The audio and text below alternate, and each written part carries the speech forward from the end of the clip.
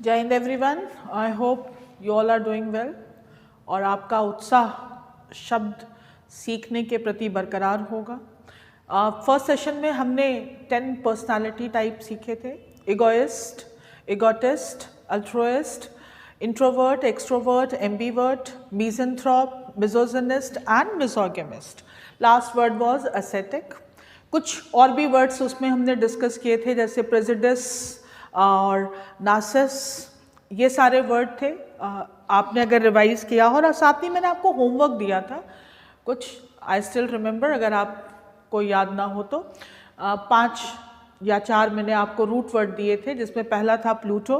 Pluto is पैसा, थियो, theo is भगवान, देन एंथ्रोपॉस मानव, बिब्लियो बुक एंड गायने महिला।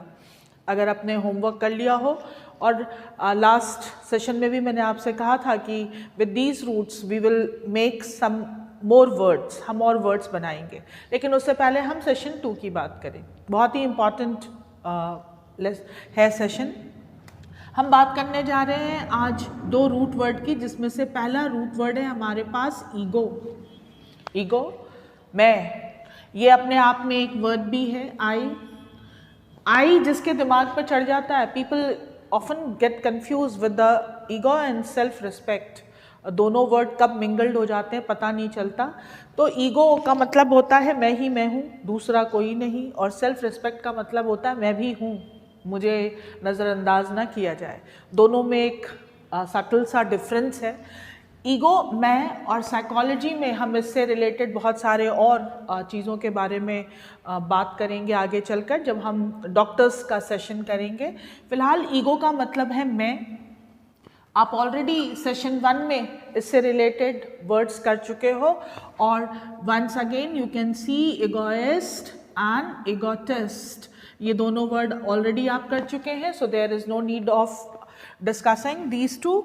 अब हमारे पास 2 वर्ड और आ रहे हैं इससे रिलेटेड। एक है ईगोसेंट्रिक।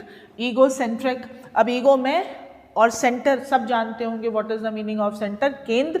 तो अगर मैं ही केंद्र में हूँ, अगर सोच ऐसी है कि ब्रह्मांड का केंद्र मैं ही हूँ, तो फिर हम उस प्राणी को क्या कहेंगे? उसे हम कहेंगे ईगोसेंट्रिक।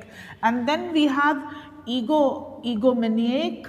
ईगोमैनिएक, ईगोमैनिएक इज समवन, अब यहाँ पर ईगो मैं, और mania is you can say it's a mental problem, psychological problem. इसको हम कई चीज़ों में देख सकते हैं। एक तरह का ऑब्सेशन, जिनको मैं की, हम लास्ट टाइम पे भी हमने डिस्कस किया था कि जिनको मैं की लत हो, मैं की बीमारी हो, उनकी वोकैब में सबसे ज़्यादा मैं ही हो, उन्हें हम ईगोटिस्ट कहते हैं। लेकिन उसी का बड़ा वर्जन, यानी जिसकी, और अच्छा, अगर कोई आपको चींटी काटे तो थोड़ा दर्द होता है, दर्द तो होता ही है बट थोड़ा दर्द होता है। लेकिन अगर कोई चाकू से मारे तो अभी भी दर्द हुआ। तो पहले और दूसरे दर्द में डिफरेंस क्या था? डिफरेंस था इंटेंसिटी का। पहले वाले में थोड़ा दर्द हुआ और दूसरे में ज़्यादा दर्द हुआ। सेम यहाँ है, जब हम कहते हैं इगोटिस्ट तो यहाँ पर भी व्यक्ति मैं की बात करता है, लेकिन यहाँ जब हम ईगोमैनिएक पे आते हैं तो उसको सनक है, भूत सवार है। कई बार आपने रोड पे चलते देखा होगा कि कोई जा रहा है और दूसरे ने कह दिया भाई थोड़ा संभल के चल, तो कहा बताऊं क्या तुझे, कि बस समझ लीजिए, मिल गया आपको उदाहरण। Now there are 4 words, egoist, egotist, egocentric and ईगोमैनिएक।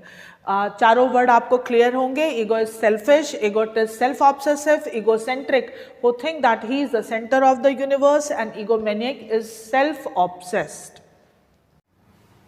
चलिए अब हम दूसरा रूट वर्ड लेंगे। हमारा दूसरा रूट वर्ड है alter. Alter, don't get confuse, we have one more word that is alter.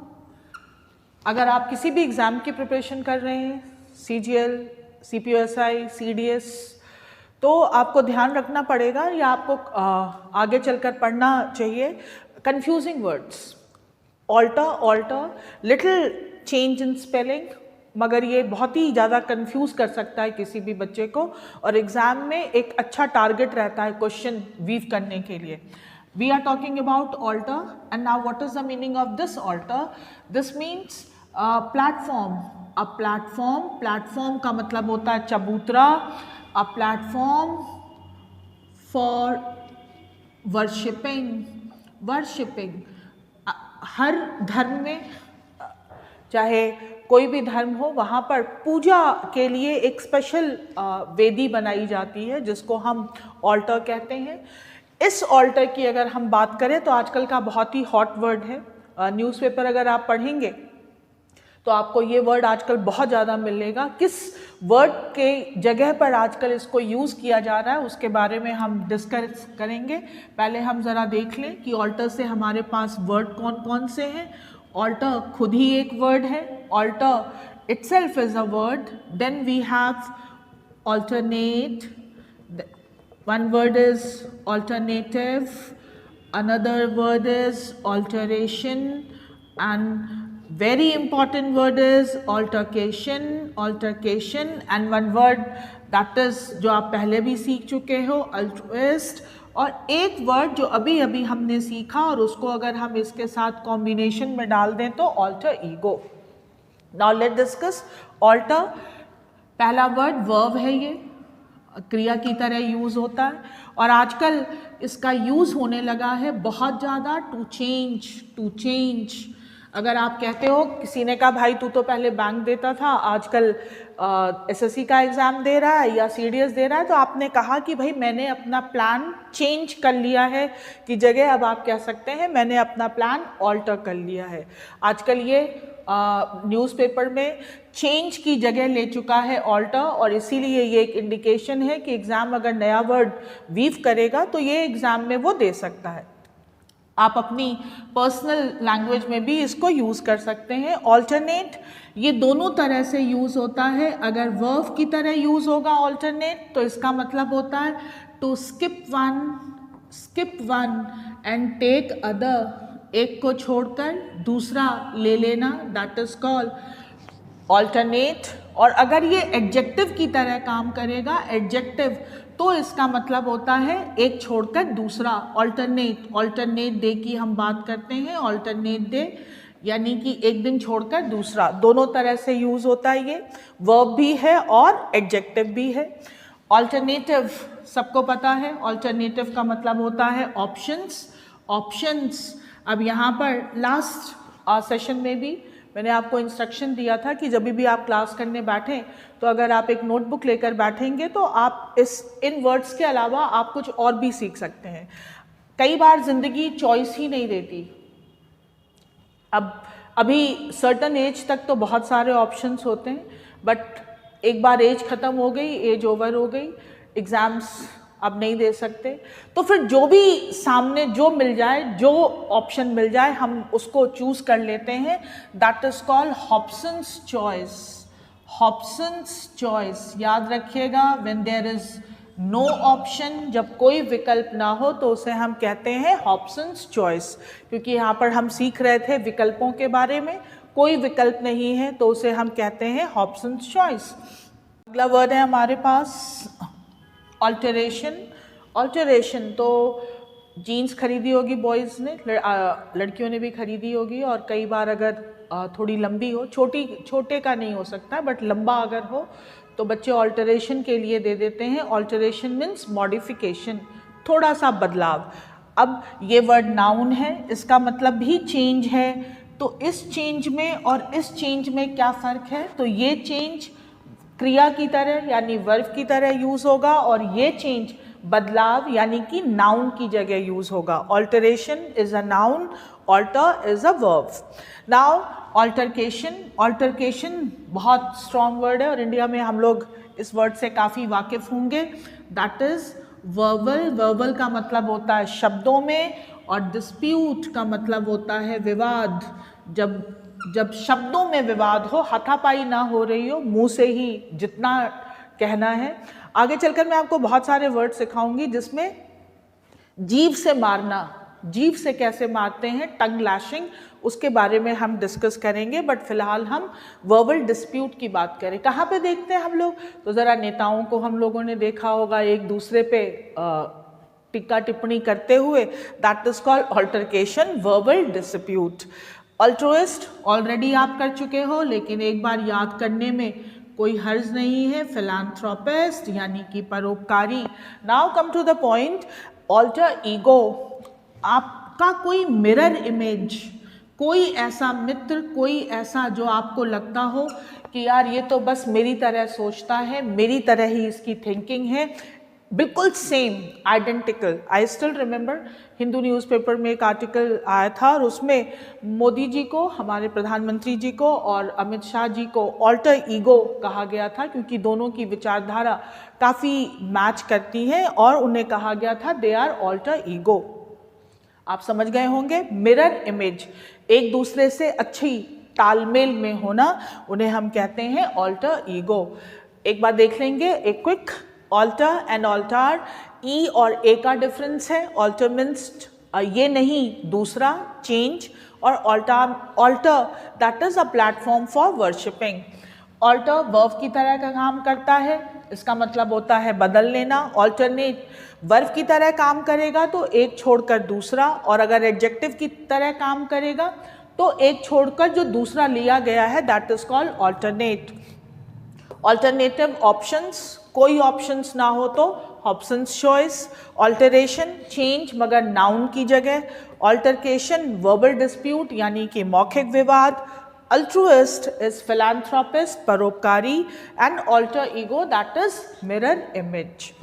Words कर लीजिएगा ईगो और ऑल्टर पे, और अगेन एक्सरसाइजेज बुक में दिए हुए हैं। सेशन 2 अगर आप निकालेंगे तो सेशन 2 के एंड में अगेन सारे एक्सरसाइजेज दिए होंगे ऑल्टर और ईगो से रिलेटेड, आप उन एक्सरसाइजेज को कर लेंगे। और अगर आपके पास नहीं है बुक तो मैंने आपसे पहले भी लास्ट टाइम भी कहा था, आप हमारा एडिफाई इंग्लिश हब का टेलीग्राम चैनल आप ज्वाइन कर सकते हैं, जहाँ पर हम इनसे रिलेटेड एक्सरसाइजेज डालेंगे। नाउ चलिए, अगर आपने होमवर्क किया हो, और मैंने आपसे पहले ही कहा था कि हम देखेंगे कि हम थोड़ा ना दिलचस्पी लीजिए वर्ड्स बनाने में। वर्ड्स बनाए गए हैं भाई, ब्रह्मांड की रचना के साथ वर्ड बने बनाए नहीं मिले थे, किसी न किसी ने बनाए ही थे। आप भी हो सकते हैं, आप भी वर्ड बना सकते हैं। तो देखें ज़रा, पहले हम बात करेंगे फोबिया। फोबिया का मतलब होता है मॉर्बिड फियर, इतना डर कि सांसें अटकने लग जाए, उस तरह के फियर को कहते हैं फोबिया। दूसरा है मैनिया, हम कई बार बात कर चुके हैं, सनक, एक तरह का जिसे कहते हैं पागलपन, मैड अबाउट समथिंग।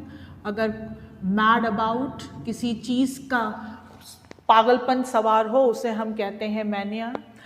और एक और वर्ड भी आप ले सकते हैं, क्रेसी, दैट इज सिस्टम, तंत्र, जो गवर्निंग सिस्टम होता है उसे हम कहते हैं क्रेसी। अब अगर आपने रूट जो मैंने आपको कहा था, अगर आपने लर्न किया हो, तो सबसे पहला था प्लूटो। प्लूटो मीन्स पैसा। तो चलिए, अब पैसे से डर तो किसी को नहीं लगता होगा, अब भाई प्लूटोफोबिया तो किसी को नहीं होगा, लेकिन बना सकते हैं। मान लीजिए किसी को पैसे से डर लगता हो, तो अगर कहना हो कि भाई उसको कौन सी बीमारी है, तो आप बता सकते हैं प्लूटोफोबिया। आजकल जो मेन प्रॉब्लम है दैट इज प्लूटोमैनिया, पैसे की सनक है सबको, प्लूटोमैनिया। और एक बहुत ही इंटरेस्टिंग वर्ड है जो फिर अगेन आप पढ़ने में कहीं ना कहीं आप इसे देख सकते हैं, प्लूटोक्रेसी। कई बार हम इंडिया के कंसर्न में ये बात करते हैं कि क्या इंडिया की डेमोक्रेसी प्लूटोक्रेसी में कन्वर्ट हो रही है। डेमोक्रेसी, आप थोड़ा सा सीखिए कि democracy, now what is cracy का मतलब तो आपको पता चल ही गया, सिस्टम, गवर्निंग सिस्टम, तंत्र। एंड डेमो का मतलब होता है जन, जन शासन, दैट इज कॉल्ड डेमोक्रेसी। और धन शासन, दैट इज कॉल्ड प्लूटोक्रेसी। एक बार देख लेंगे प्लूटोफोबिया, प्लूटो याद रखिएगा, और प्लूटो का मतलब होता है पैसा। आज के बाद किसी से पैसा मांगिएगा तो सीखने के लिए बोल दीजिएगा प्लूटो दे दो, ताकि आपको जल्दी से लर्न हो जाए।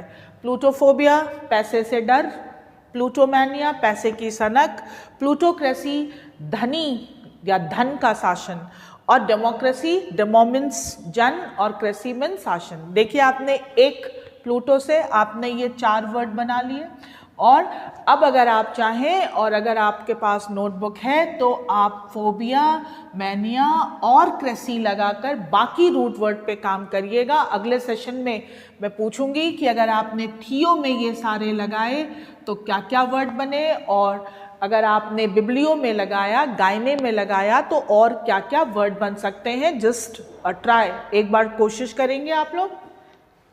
अगेन एक्सरसाइज ज़रूर कर लीजिएगा, रिवाइज कर लीजिएगा, और जो हमारा उसका जो 3rd और लास्ट सेशन है बहुत ही दिलचस्प है, आप और नए वर्ड सीखेंगे। तब तक के लिए आप stay blessed, stay happy, see you in the next class. Thank you.